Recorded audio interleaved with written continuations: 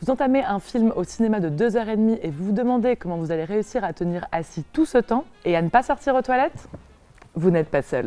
Et les réalisateurs commencent à le comprendre, du moins l'un d'entre eux, Brady Corbet. Son film The Brutalist, en salle depuis le 12 février, dure 3h34 et comporte un entracte. C'est un plan fixe avec une musique et un compte à rebours qui se déclenche.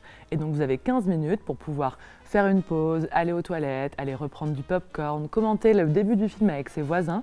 Tout est autorisé et ça nous fait beaucoup penser au cinéma d'avant.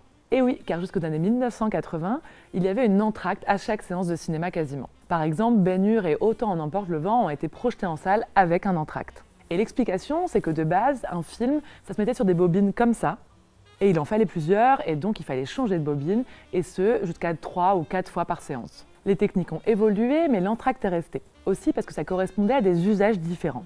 Car au début du XXe siècle, le cinéma était plutôt un lieu de vie. On pouvait y venir pour voir un film, bien sûr, mais aussi pour s'informer, puisqu'il y avait plusieurs journaux télévisés à plusieurs heures de la journée. L'entracte servait aussi beaucoup pour la publicité, et c'était à ce moment-là que les ouvreuses venaient pour proposer de la nourriture ou des boissons. Ça discutait, ça vivait. C'est pas un peu chiant quand même ça?